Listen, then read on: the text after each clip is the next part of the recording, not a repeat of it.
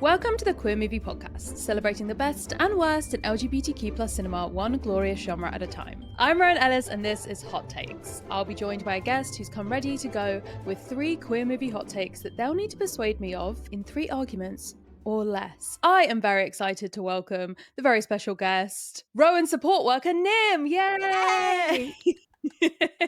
Hooray! So just a bit of housekeeping for everyone. If you're looking and being like, what a crazy place for you to be right now, Rowan. That kind of just looks like your bed. It is. I'm on medical bed rest. So that's what's happening here. I've propped myself up on, you kind of can't see it, but I'll give you a little thing. Oh, a giant rabbit from Build-A-Bear, big bunny Babs, and a bunch of pillows. And I'm kind of just propping myself up against a bit of wall. And we're just seeing how this goes. So I'm very excited to be joined by my support worker. We're currently filming remotely. And then they're going to literally drive to my house to help do the things I can't do because I currently can't get out of bed. Correct. Wow. We love to see it. Do you know what? I was like, previously I've had like people who I've worked with through like YouTube, like people that I've done like script writing with. We've been floating the idea of Toni coming on and us doing Tony's an episode with Toni, editor Toni. We've done an episode with editor Tasman, editor Jazza. So it kind of felt like it was only right. The time, like the clock was ticking down and you couldn't escape the guest allegations for long. So hello, welcome. Hi. Thank you for being here. Thanks for having me. I would love to know why you chose Hot Takes, because there are 2 guest formats. One is movies that made me queer, the other is Hot Takes. A lot of guests tend to go with movies that made me queer. What resonated to you about Hot Takes? Well, it's definitely not because I was bullied into it. This is completely of my own volition. Yes.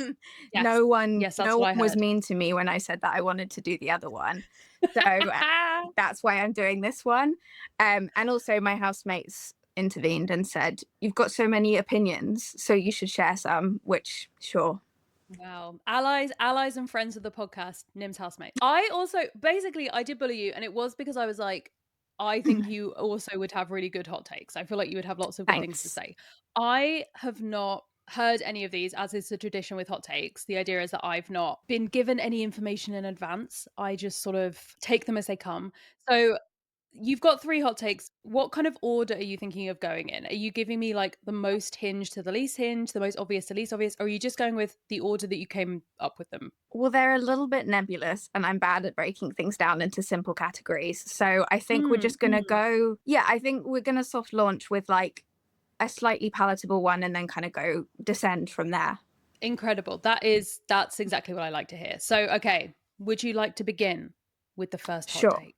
Well, my first hot take is that I don't think it's a problem for straight actors to play queer roles. I don't see the issue with it, and I think everyone's got to work, you know? Okay. A topical one. Interesting. I think we've had a hot take before that was gay people should play all the straight roles. Which I found very fun. And I feel like this is like a companion piece. Yes, this is in companion. So we should swap. Okay. All of the gay people do all of the straight roles, and then all of the straight people do all of the gay roles. The hot take is becoming more unhinged by the minute, and I love it. Yeah. Okay, so give me why do you believe this, and why do you think that the world should also join you on this mission? Well, number one, I do think it's not that deep. Like, it's just their job. But how dare you say it's not that deep about a queer movie hot take on the Queer Movie Podcast? You know how strongly I feel about queer. I literally have a master's in queer stuff. So this is a professional take that people got to work, people got to eat. And also it requires queer actors to all come out before they can do queer roles. And as we've seen with like, what was it, like Kit Connor and shit, like he was actually bullied into coming out because everyone was like, well, he can't play bisexual because that's a straight boy. So I just think, like there's people are acting. It's the same thing it's the same reason I don't believe in method acting. And I think method actors are cowards and stupid. Because I just think you should be acting. Like that's your job. That's what you're paid to do. You know, like you're not paid to live as the Joker in a hotel room for 3 months. You're paid to act there on the screen and then you go home and are normal. So at this point, I would just like to look directly into the eyes of everyone who's watching this and say, remember earlier how Nim claimed that they were bullied into doing hot takes? And then they within the first argument for their first hot take have decided to drop more hot takes. You understand why me and the housemates were very persuasive on this point. I agree about the method acting thing. I think it's very, I know this is like not a hot take to say about method acting, but I do feel like it's important to note that almost never do we see someone method acting when the character that they're acting is nice. Right? I think people use it as an excuse. Like Jared Leto just used it as an excuse to like be in a hotel room and be terrible. He's already running a cult. Like he didn't need to do that to be terrible, but he was just like, let's double down. Yeah, you're never getting someone who's like, wow, what a lovely person. And I decided to be more nice. The only example that I have seen is Mia Goth kind of did that for Frankenstein. There's this interview where she was like, yeah, I felt like there was like a maternal energy that I wanted to have. Didn't she like make Jacob Elordi pancakes or something? Oh no, yeah, it was like, oh, I just sort of like would give him something. snacks, and I would kind of, basically she was like, I was sort of like conditioning him to think of me as like a mum. It's like, I love that so much.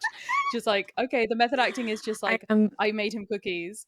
But I feel like if I was, if you were to ask me what's one person who's method acted as a nice person, I feel like Mia Goth would have immediately come to mind. So yes, continue with your hot take argument. Basically, I think requiring a coming out of sorts to play queer characters is asking too much of people, especially like young queer people.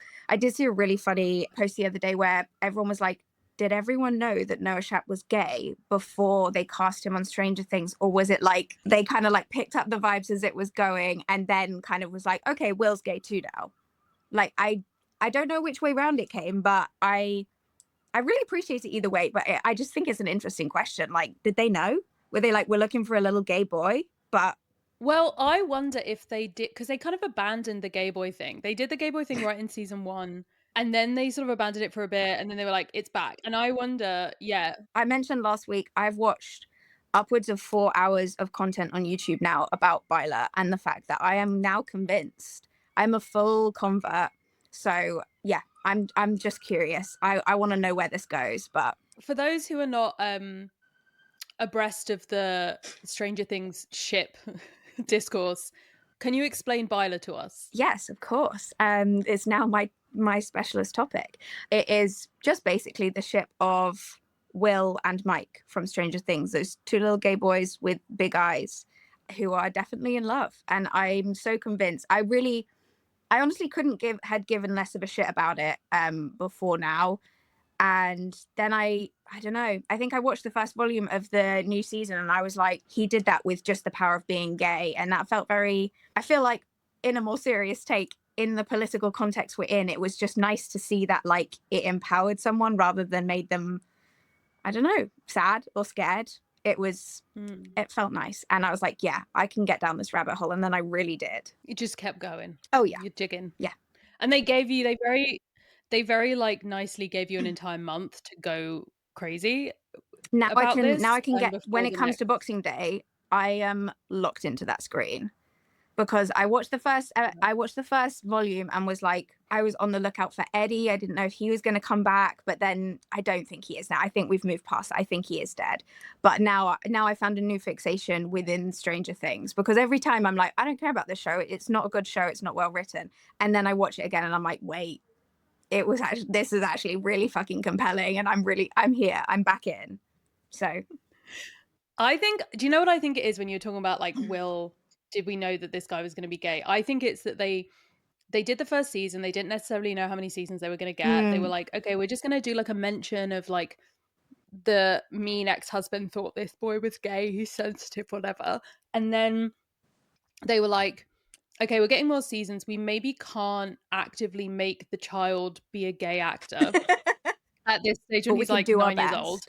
So we'll leave it for a bit. And then I think that the actor came out and they were like, okay, now we can actually like commit to this bit. Yeah. I just think, I think it's like, gay. I think it's an interesting study in like playing and acting queerness, that like, it's a chicken and egg situation, like which came first in that? Because I think you're right. I think the first season they were like, kind of like, it was a soft launch of it being like, how do we feel about a bit of homophobia? They hate him because he's gay.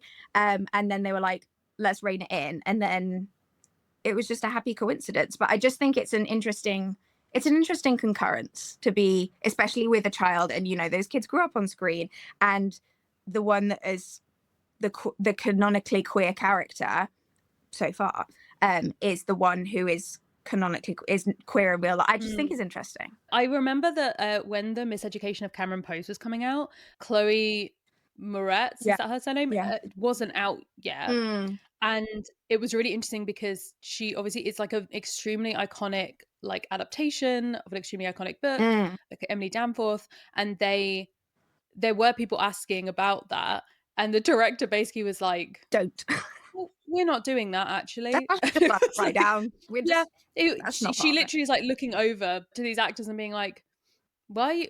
Kind of weird to ask that about these children over here when they're kids, especially when they're kids, and like I think it carries over to Heartstopper because they're like young adults, but they're still very young, and they're brand new to the world, and then people are like, "But are you gay enough to do this?" And it's like that's actually, frankly, none of your business. Like I said, I do think it compounds onto the method acting thing that they don't have to be queer or have realized their queerness to play a queer character. Maybe that awakens that in someone, and I do profoundly believe that way more people are queer than they realize. Sometimes it's easier to play straight, and that makes your life more convenient, and that's what some people want. But queerness itself, when you perform, like, not to get too technical about it, but like the performance of queerness and the performance of gender in like queer theory terms, that's all it is. It is a performance. Like Judith Butler wrote Gender Trouble all about the fact that gender is a performance, queerness is a performance. So in performing it in acting terms, maybe it awakens something in people. Maybe it was always there. I just think everyone should mind their business and let people try being gay for a bit, because it's fun. I like it. Everyone should try and be gay for a bit. Yeah, I think see how it feels. I do genuinely. I appreciate it. Sounds silly. I genuinely think if I'd had that attitude at the age of like, I don't know, 13, it would have saved me a lot of anxiety and a lot of intrusive thoughts and self-hatred. So I don't think it's nothing. I think that's very real. Yeah. No, I think that's very real. I think that, so I feel like with this hot take, there is this element of like, there are a lot of, especially the guy actors who came out as gay or got outed as gay in the sort of like 20 teens. Yeah. I feel like a lot of them, like Rupert Everett's talked about it. I know like Zachary Quinto, people like that. Like there isn't a same energy the other way where queer actors are, especially queer male actors, are sort of permitted to play straight other than extremely specific circumstances and actors. Like these one or two who are picked up and been like, okay, we will allow like Jonathan Bailey. You can be straight. You can have sex with this lesbian in a cardigan. Yeah, it's like other than that, it's we don't really know what to do with you now. You've come out in some ways. Yeah. And I think that that's like that also feels like a reason that it is understandable for actors to not want to disclose their sexuality. Yeah, exactly. Like Lee Pace like didn't come out for years and years and years, and like wouldn't have got so many of the roles. And I think he said before, like he's 100% sure he wouldn't have got all the roles that he has in his career if he'd come out earlier. And like Richard Armitage, like loads of, is it Richard Armitage or is that a different person? The guy that Richard Armitage does exist, but I don't know enough about him to confirm his sexuality. Okay, someone who's in Lord of the Rings, and I think his surname is Armitage, I believe is also queer, but maybe that's slander and we can edit this out.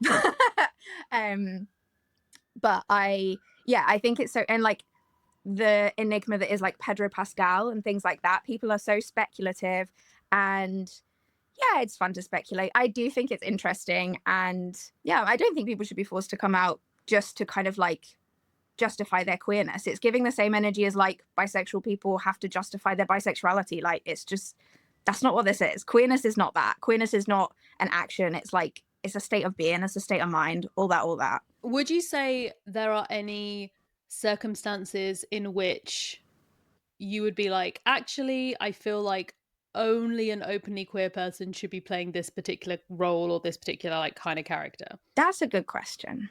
I don't know that I have an answer. I think there are conditions under which it really like lends itself to performance, and I think like naturally, like I'm thinking like, I don't know if you've ever seen the musical Falsettos, but it's I'm thinking like that kind of vibe, like more biopic-y stuff, more like real world things, like like anything about kind of like the AIDS crisis and things like that. I think having that background and context of it being lived experience is really I think is valuable, but I don't think there's any condition in which I was like, this is unacceptable and I won't accept it unless a queer actor is playing it. I'm sure we'll end this conversation and then I'll think of like 5 examples where I do believe that, but for right now, no. I think it's all too much of a spectrum to be like binding it to people, I think, in my opinion. Okay. Is there any other points or arguments you would like to make on this hot take? Or are you ready for my I'm ready for your my judgment? Yeah, I'm ready for your judgment. Give it to me. I think that on the hot take of straight people should be allowed to play gay characters. Straight asterisk, as in we don't know. We don't know. Okay, interesting. So if someone has looked directly into your eyes and said, "Hi, I am straight." Well, I have a hard time believing that people are 100% straight. I just, maybe it's because of the circles I ran in. You're like, that's okay, sweetie, you're a liar. I was like, you can play just that give yourself a couple years. Like, we'll see. We'll check back in. I do genuinely find it hard to believe that people are 100% straight, but maybe that's just coming from the very queer life that I live and being bisexual. I'm like, how? Not even a little bit? Like, not even a tiny bit? Yeah, I feel like if someone was like, I'm 100% heterosexual, I'd be like, okay, whatever, you say beautiful. Okay. I believe I'm going to say this feels like in the time and place that we're in, where there is still like dangers to coming out, where there is still like, especially now, I say approved. You banged the say gavel. actually Excellent. yes.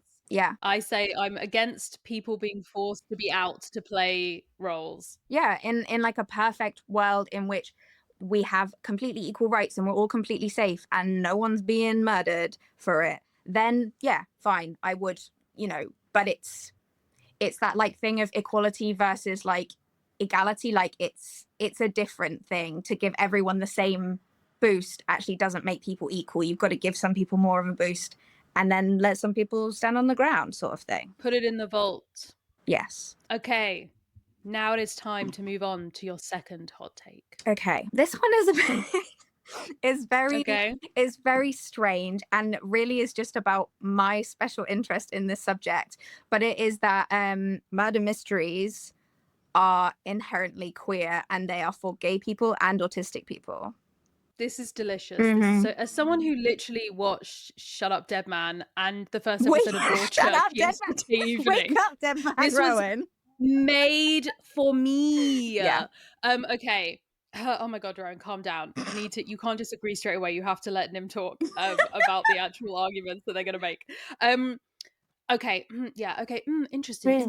Not to give anything away about my thoughts about this, but that's such an interesting hot take. Completely bipartisan. Would you like to give me your first argument for the defense? Yes. Gosh, it's getting very courtroom. All right. Welcome to this murder mystery that we are now part of on this call. No, I really enjoy it. Basically, my first argument is look at all the detectives.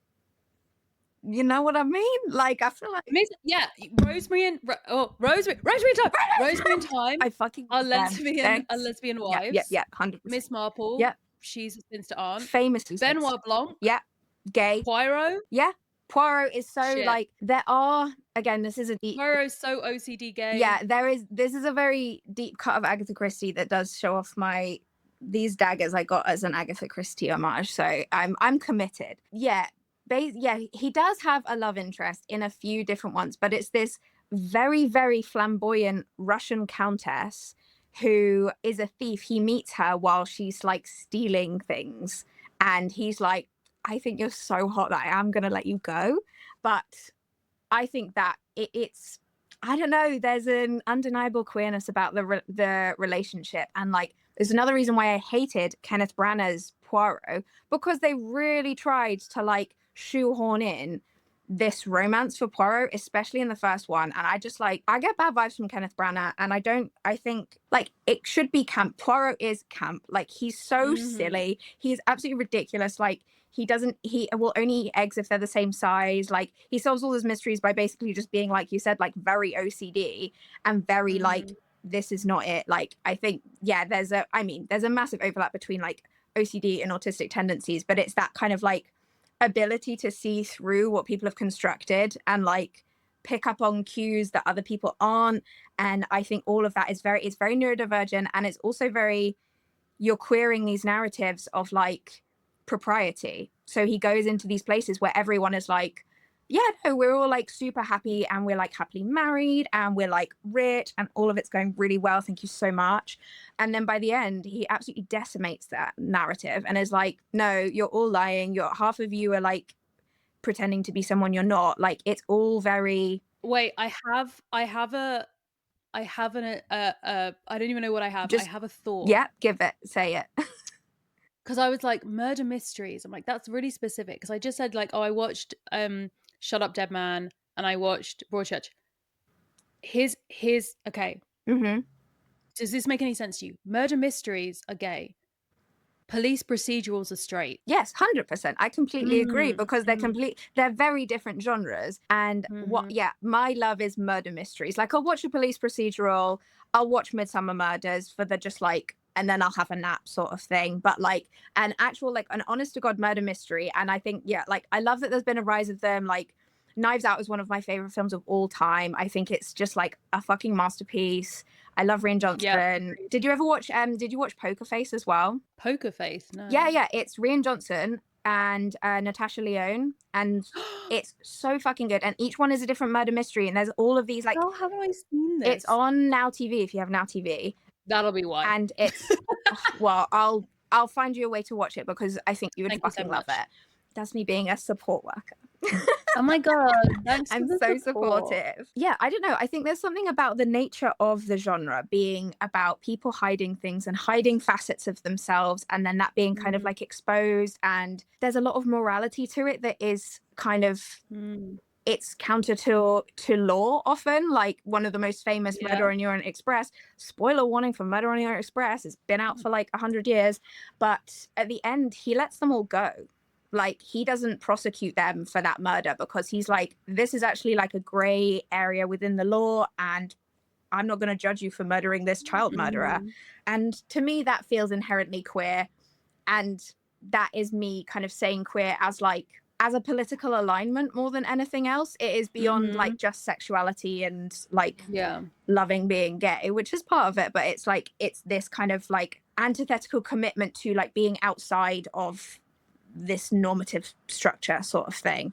Is it's the other. And I think the lack of binary kind of narratives within murder mysteries ironically kind of makes it more queer, if that makes sense. I think, do you know what as well, when I think about this, because I was thinking about the idea of like, I was thinking about Rosemary and Thyme, which is if you don't know, it's a British show where there are these two single ladies.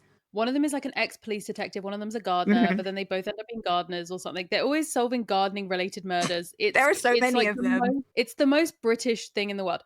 But there's another series which you mentioned, which is Midsummer Murders, which is more traditional police procedural, but they could be set in the same space, right? Midsummer very cozy. Murders is set in Midsummer. Like there's so many murders in that place. Oh my God.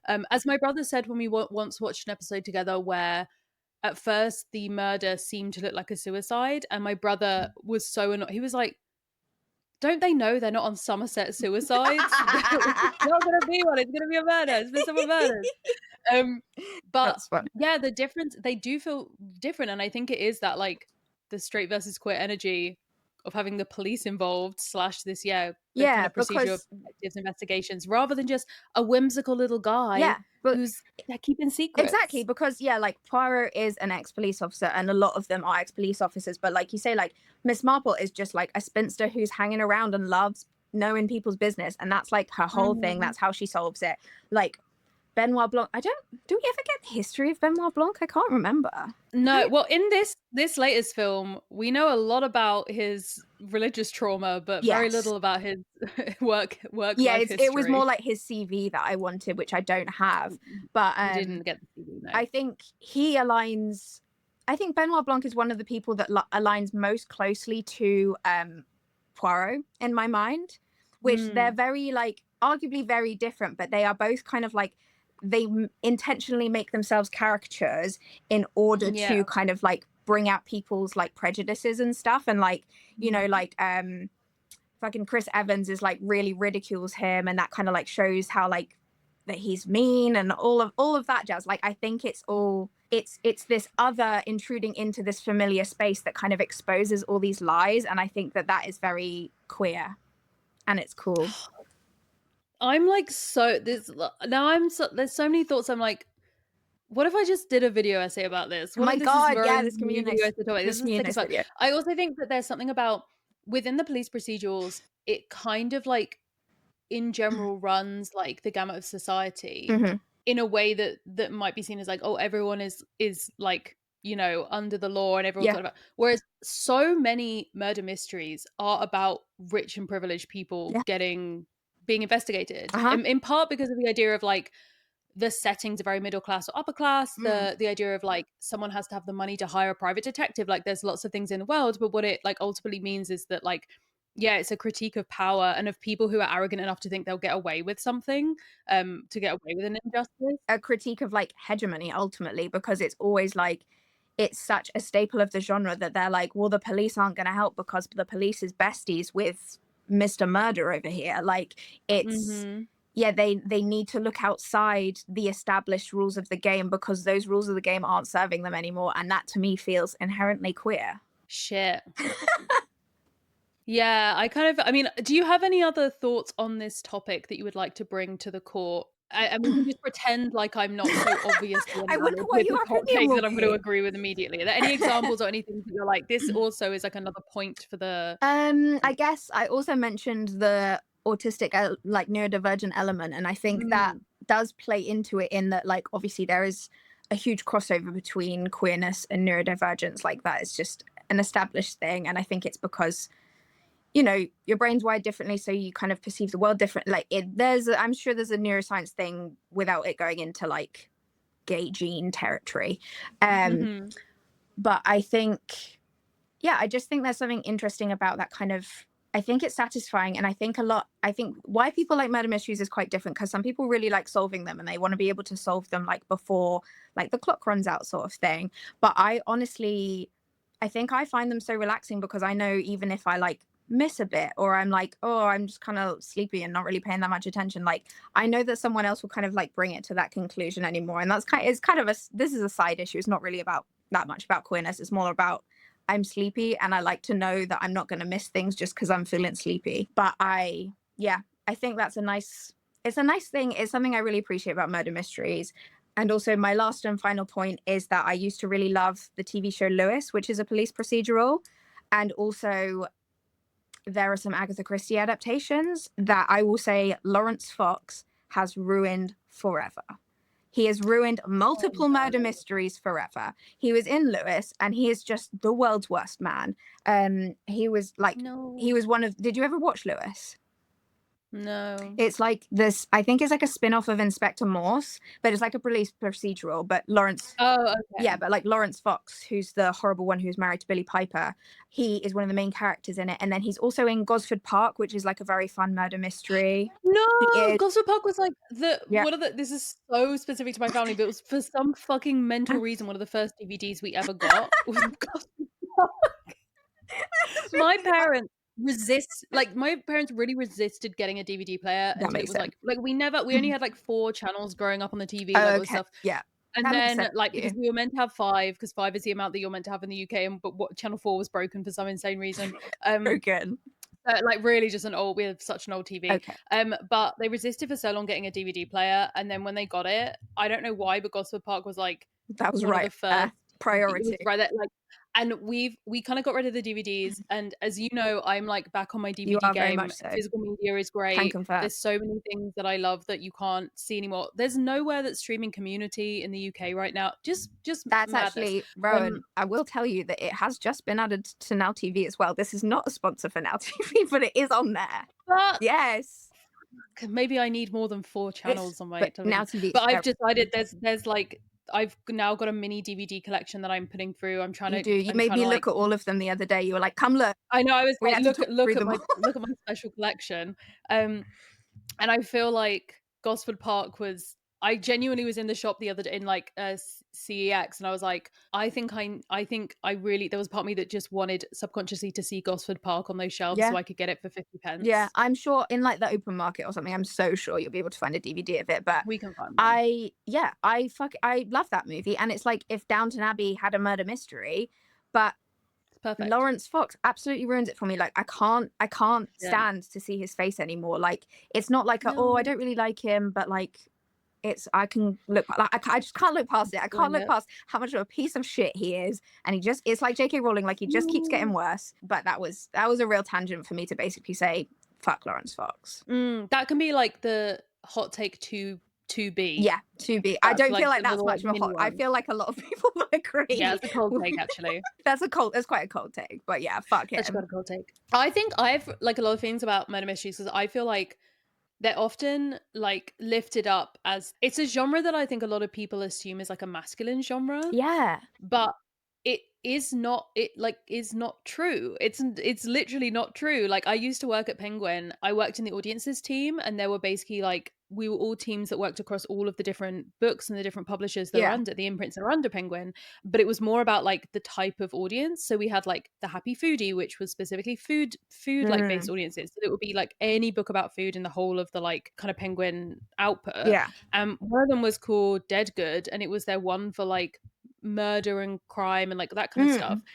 And primarily their audience was middle-aged women. Like it was this real sense of like, actually there's very sure some guys are reading it, but even these like tight like vigilante type crime novels, primarily the audience is women. And I know it shouldn't come to a surprise for anyone whose mum is addicted to Scandi crime dramas, which feels like it's everyone's fucking mum. But I really do think that it's because it has a very similar narrative arc and kind of satisfaction matrix as romance, in that it has these really specific tropes, this really specific arc that you know is going to happen. You're going to either see like a little hint of the crime at the beginning, or we're going to like discover the body in some way, probably in a cold open. Then we're going to get like an introduction to the detective coming. We're going to get like all the players. We know that like within the first 10 minutes you will have seen the murderer. They're not going to like hide the murderer in the second act, because that's not how this works.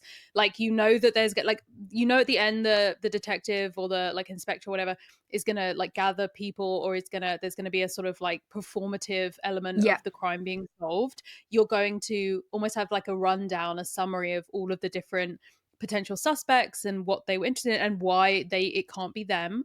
It's like all of these things go through, and it feels very similar to in romance, where you know at the end that it's going to be a happy ending. And I feel like I have a particular, again, this is going to be hot take 2.c, where I have a particular feeling of rage that engulfs me when people denigrate romance because of this idea of like it's so predictable, like it's got a happy ending, there's tropes or whatever. Like I saw a tweet the other day of someone being like, about like a romance book that's now being adapted, basically being like, oh, first heated rivalry and now this like other sports romance, like it's like here are all the tropes that are similar. Like this is like basically implying like AI, like this could have been written by AI. No. Like it was so, I was like so annoyed about it, because I was like, no, that's the whole point, is that you have people who understand their audience and can create such specific characters that even though you're hearing the same story, it feels different. There's something unique about it. And I feel like an extension of that is fan fiction, which we both know and love. Yes. But yeah, I think it's the same thing. It's that like, you know, there's a whole narrative and theory around like the devaluing of fan fiction specifically, because it is like romance, and it is born essentially for the most part from this like such intense yearning that you're just like, I have to write more of this because there's not enough and I need to consume more. And it adds another level but to that same thing of like, it's so looked down upon, and it's not like, how could you ever possibly find something good in it, and how can it have any like literary value or whatever? But it plays a role in like, it plays a role in society, it plays a role in literature, and it has value. And just because that value isn't like some wanky pretentious thing, like it just makes me cross, because people are very people very much look down their noses at genres like murder mysteries and romance. I do think because they are primarily written primarily written by and definitely primarily read by women and like AFAB people. And yes, so they're just like they don't provide the same value, but that's fucking wrong and they're stupid. No, I just want to write a gay murder mystery. You absolutely have to, because I will read it immediately. I think we need like a bottom style murder mystery situation. I genuinely thought, I 100% think the same, and yeah, there's a gap in the market. We'll say no more. We'll have a business. I'm just thinking about like even like technically straight type murder mystery. Like I'm thinking about like the interestingly stylistic ones that I fucking love, like some of my favorite movies. Like I'm thinking about Joseph Gordon-Levitt's Brick. Yes. Performance. I'm thinking That's about Brian Johnson as well. Kiss Bang Bang as well. Yeah. Like they're so camp. It's about, and also like, it's camp because they're like caricatures, and also it's about like outcasts. It's about someone who finds themselves on the other side of the coin, like whatever that is, whatever society that is. They find themselves on the outside and then have to look back in with this changed perspective in order to kind of like solve this mystery. Like that is queer. That's what queerness is. It's like it's being an outsider looking in on this thing and being like, this doesn't fit me, why not? Like, and you examine it like that. Come on. Shit. Yeah. Okay, well, yeah. Okay, I mean there we go. You did it. You did the hot take. That's such a good hot oh fuck, it's so obvious. I know, because I feel like I'm also obsessed with murder mysteries. I'm also obsessed with this genre. I think it's like one of the best of all time. It's like the exact amount of high concept for me, while still being like, you can hold your attention. It's like, oh my god. This is why I can't believe you've not read Gideon the Ninth, because it's basically And Then There Were None in Space. No one's ever sold it to me. I've literally told you that before. I've literally told you that before. Everything, I got too excited on the bed and everything's fallen apart. I hit my laptop and it all collapsed. Okay, yeah, literally, if anyone had actually sold it to me like that, if anyone knew me well enough to understand that that was it, everyone just keeps trying to sell it to me by being like, they're weird space bone people, and I'm like, they are. Sure, I'll get around to it. Now you've told me it's and then with it. That's literally how I came across it, because I think I Googled books like And Then There Were None, and I was like, surely this is not like And Then There Were None. And I was like, wait, fuck, it totally is. It's a murder mystery. Okay, well, in which case, so good. You had a hipper. Yeah. Amazing. Yeah, that's already in the vault. Like, I didn't even have to. I went to put it in the vault and it already jumped in the vault. I also don't know where this vault thing came from. I think I came up with I think in my head, I've this entire time been thinking of the Disney vault, where like, you know, where they locked away the movies when they would like release the VHSs, and they were like, it's been released from the Disney vault, and now everything's just on Disney Plus. What a crazy life we led for those like 7 years where DVDs were a thing. Yeah, it was the good times. Crazy. There was a recession, but it was good. We were happy. It was great in some ways. Yeah. Anyway, the third hot yes, what's your third hot take? My third hot take is that it's a very similar trend, and it's again something I've written about, I wrote about in my master's, but it's basically the unavoidable queerness of horror, specifically body horror. Queerness and disability, I'll say, it's going to be the intersectionality of the two, but yeah, in horror, basically. I mean, not excited. I mean, oh no, that's so wild as a take, and I am so unpersuaded. Yeah, isn't that crazy? Yeah, yeah, hot take for you. I knew you'd hate it. I've never thought about this before, and this one actually I definitely hadn't. Okay, go, lead me into this argument. So, I mean, yeah, I feel like this is quite well-trod territory. I don't think it's like, this is not a radical take, but I do think there is a lot to it. And I think I see a lot of people talking about disability in horror and a lot of people talking about queerness in horror, and they're not always linked back up, but I think they are inextricably linked, like queerness and disability, like crip theory, all of it, like it's all together, it's all part of one thing. Also, I suppose what would be argued as a sub point, which is about the transness of body horror specifically. Have you read Andrew Joseph White's books? No, not yet. I really want to. I know that I need to. There's so many people. For the people listening, Andrew Joseph White is this author who I swear to God, has written so many books in such a short amount of Yeah, time. Just right? really Oh my God, there's another one? He's started off in YA, but in like dark gothic horror YA. And the idea of the books is kind of like each one is like a separate book. It's a separate standalone story, but it's like horror crossed with a like a subgenre of horror. So there's like religious. There's been one that's like religious horror. There's been one that's like gothic kind of haunting horror. There's been one which is like generational trauma horror. There's now also an adult book which is and all of them have like trans guys as the main character, and almost always they're autistic trans I was gonna guys. say, yeah. And what I think it's called What It Means to Be Human, something like that, is the new adult one, and it's an alien invasion horror. There's also a body horror because the trans guy is pregnant. Oh And my there's like God, it's the Omega alien pregnancy, like that kind of shit, like within this. It's so, oh my God, his stuff is so fucking good. It's exactly what you want from this kind of like the type of horror that really digs into queerness and into neurodiversity and and into like what horror disability. is. It's such a big part of it. So like the second book that he released is I think my favorite. Is that the one with the library or like an archive? No, it's Spirit Bears Its Teeth. So it's basically about this trans guy who is a kind of an alternate version of the Victorian era where people can see ghosts, like they can see spirits. I feel like they could kind just of do that in the Victorian era. I know, right? But it's being kept as like a thing that only men are allowed to do. And as like a trans like teen guy in the Victorian era is not able to like publicly be trans, is kind of having to be closeted in a way, and but is trying to infiltrate this like men's special organization to try and get a position and sort of like be stealth, is discovered and is sent to a girls' finishing school, which is full of other like girls who are like depressed, neurodivergent, who are queer, to try and like straighten them up basically, and is also then betrothed as another method of control to the supposed like son of one of the really high people within this organization, who is actually a trans girl. It's a T for T romance as well, and it's so perfect, and it's so about like I'm gonna read it today. The idea of being like trapped and controlled, and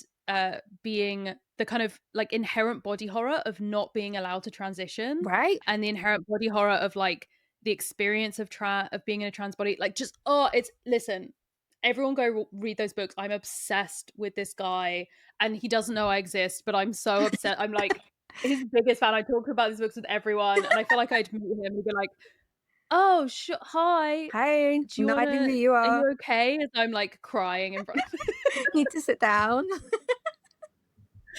Yes. Okay. So in conclusion, I'm not persuaded. You need to tell me more about this argument. Exactly. Yeah, that's the vibe you're giving.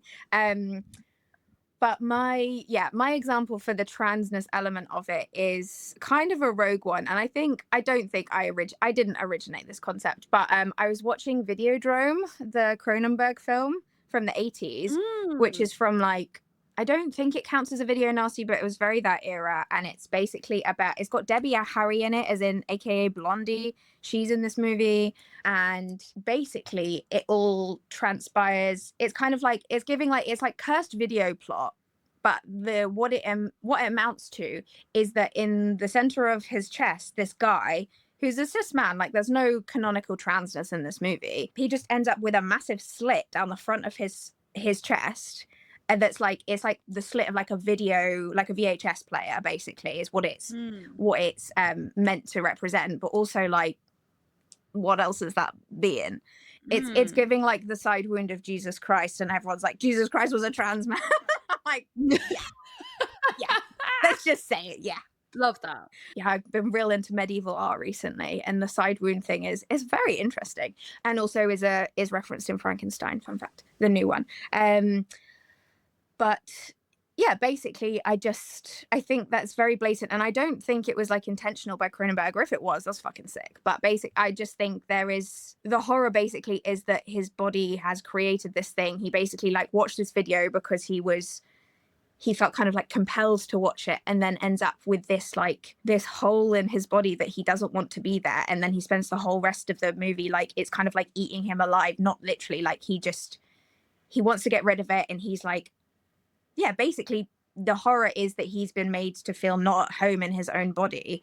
And just that is so inherently trans. And I think it's so interesting. It's like, it reminds me of when I first watched The Matrix when I was like maybe 14, and I was like, yeah, this is an interesting movie. I don't really think that much about it. And I watched The Matrix the other week and I was like, fuck, this is so fucking sick. Like, to now read it as like a trans allegory, knowing that the Wachowski sisters are trans, like, I think my upbringing was just very sheltered. It wasn't like outwardly homophobic. It was just that queerness didn't exist. It wasn't something I knew anything about. So I watched all this media and was like, yeah, sure, fine. And now I'm rewatching it and I'm like, fuck, yes, this is I'm eating this up. And I just think, yeah, movies like Videodrome are very definitely can and should be read as a trans allegory. And it really reminded me of it when I watched I Saw the TV Glow, because obviously like towards the end they literally like crack open the chest. And also, side note, fucking asthma, as an asthmatic trans person, using asthma as an allegory for dysphoria is fucking sick as hell. And I was so gassed when I watched. I was like, yeah, that's what it is. Because it's like, yeah, your chest is constricting, you can't breathe, like it's all about like anxiety, and anxiety makes asthma worse. And it all like it made me so excited. And also that works into like the disability element of it, that it's this like, you know, obviously it's a respiratory disease, but it's also this like tightness. And this I just love the idea of someone tuning in now and they're like, why are you listening to a podcast about the inherent queerness of asthma? Asthma is queer. I say this as a queer person with asthma. It's queer. Yeah, that's my final take, actually, is that asthma is queerness. Asthma is queer. You heard it here first. But I actually, as a side note, did make a letterbox list going through all the like asthmatic characters in movies that I could think of course, because that's what I do with my time. And another very prominent asthmatic character is someone that a lot of people had canon as queer from It, which is the kid who's asthmatic in It, basically. And loads of people ship him with Finn Wolfhard's character in the like most recent version of It. Is one of them called Eddie? Yes. I feel like Eddie is a really gay character name. I think. Well, yeah, you know how I feel about it. They're definitely. But yeah. Also, another person that I think is trans, and basically I won't take any debate on this one, is Oz from Buffy. He's a fucking werewolf. Listen, show me a mythical character, a mythical creature, a horror like trope creature who isn't queer. Right? There is an inherent queerness to it, because it's like, what is monstrous is that you are basically like, they're shunned from society. They're basically told that the way that they live their lives, their lifestyles aren't acceptable or whatever, like sucking some blood is so bad. And there are worse things happen out of the sea, you know, like I think we could all be okay. Yeah, just like the monstrosity of queerness. And also just like, I don't know, I feel I'm not really making any sense anymore. I've just descended into like think about like Interview with a Vampire. That's so fucking gay. Like even the welcome to the podcast, Nim. This is how it goes. I just feel so strongly about it, and I feel so strongly that like, yeah, horror and monstrosity, because like any monster that you are going to portray, like a lot of horror comes from, oh, it's what you can't see, it's like it's the unknown sort of thing. So then when you make the horror known in like a physical manifestation like a monster, then that has to be like, what is the most abhorrent thing we can think of? Like, yeah, this ostracization from society, this like malformation of the body, very disability. Yeah, like it's all. Every single one of those like classic fantasy eclat novels is in conversation with queerness. Like if you think about Jekyll and Hyde, think about this. Think about Jekyll and Hyde, everyone. I always am. Why did that become a 3D movie? That was crazy. So now, if you ask anyone, have you ever read Jekyll and Hyde? Nim? Me? No, I actually haven't. Okay, perfect. What if you were to explain Jekyll and Hyde in like a sentence? Like, what is it about?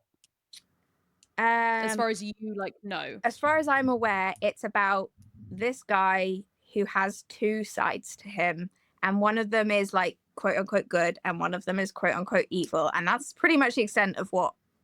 Apart from that is what everyone knows. It is what I would consider to be a pre-read text. So it is a text which, a great can you tell I did term. studies about this. So I was like, I don't think I'm going to call this thing a pre-read text. I love that term. I was like, my definition of it is of a thing that you've never actually read, but your experience of it is so culturally in the zeitgeist that you feel like you've already read it in some way. This is me with almost everything, because I've actually not read many books, but I have 2 literature degrees, so. Never read a book in your entire life. Love that. I just turned up. That's what I'm hearing. That's what I hear that you just said. But with Jekyll and Hyde, here's the thing. That knowledge, the one bit of knowledge everyone has about it, is the twist at the end of the book. So the entire book I can never read it. is from the point of view of someone else, a guy who's a friend of Dr. Jekyll, and he's basically like, something's wrong with my friend. Something's going on with this guy, and it literally isn't revealed until the very end of the book. So the experience of reading the book for an intended reader at the time when it was released is as a twist at the end, as a mystery. You're not meant to know about that. That's so what you see as an initial reader, and what these characters see, is their friend Dr. Jekyll being a very upstanding, gentleman, of course, who has this man who seems of ill repute, who comes through the back door of his house and seems to be there for an hour or so, and then comes out with a lot of money.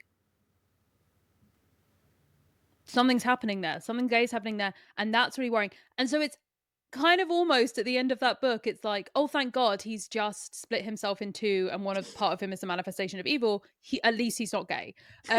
There's this real sense of like, in Dorian Gray, never actually says he's going out to do gay shit, but it's this idea of like, oh my God, Dorian Gray's doing gay shit. And it's like, no, all they said was he was doing bad stuff. Everything you're imagining him doing, that's on you, bitch. Yeah. You decided that. Like, fucking Dracula after Carmilla, like coming after Carmilla. Just there's so many, like, that whole era of those classic kind of horror monsters is so in conversation with queerness as this boogeyman, as this like awful thing that cannot be spoken about. And any contravention of society is monstrous, particularly in those, like, in theory, we're breaking down those barriers more and more as time goes by. A cat. Hi, sweet cat. Talking about monsters, it's the little black cat. It's a little ghost. But yeah, and also I was gonna make one more point, which is that as part of my master's, I did a module in like anti-colonial international relations, basically, and it was really interesting and I loved it. But I can never remember the name of the essay, but it's basically this essay tracking the origins of the term sodomy and like what it is and what it means. And it's basically it's all told within the frame of like colonialization of North America. So it's all about like the extermination of Native people and Indigenous people. And basically sodomy initially, and I think in the Bible, is anything that contravenes God's word and like what God tells them to do, as interpreted by like puritanical Christian kind of ideology. So basically the queerness or the lack of rigidity that like a lot of Indigenous peoples kind of subscribe to, this idea of like two-spirit people and all of that, like that's a whole different thing. But their conception of sexuality and gender as something that is fluid and movable was perceived to be in direct contravention of God as this like binary thing, and like Christianity, this binary thing. And so that is what they were sodomites because they didn't believe in God, basically, is how it started. And they didn't abide by these like strict regulations that had just been imposed upon them. And then everyone was like, why aren't you following them? And they were like, why the fuck would we?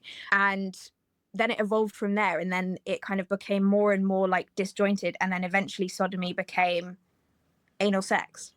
But it's just so like interesting that jump from it was a question of faith to then a question of this act of like lewdness and this queerness. And I just always think about that because I think it's really interesting, and I think it really links to things like horror, in that like sodomy actually doesn't mean what people think it means in the traditional sense. Like there's a religious element to it that can't be separated. And the human creation and molding of what is considered monstrous is like, that's a human process. Yeah, it was like prescribed by colonialists. Like that's not natural to humanity. When they're like, oh, there's between a man and a woman, that's how it should be. Like, nah, someone just like decided that one day because then people are easy to control and manipulate. Like that's not actually the natural way of the world. And I think that's about a lot of what like Frankenstein is about and things like that. It's about this kind of, you know, what human nature actually is. Is it like a religious zealotry, or is it actually kind of unbound from God? Like it's separate. I don't know why this has become about religion, but it has. This is, again, welcome to the podcast. This is how it works.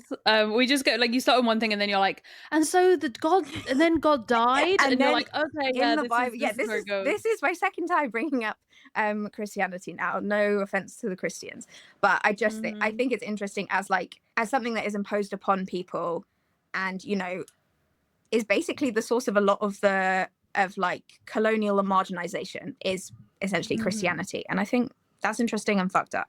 The end. I'm gonna say, in case it wasn't already obvious, it's going in the vault immediately. Horror is queer, murder mysteries are queer. A queer horror murder mystery, actually that's the queerest thing that's ever existed.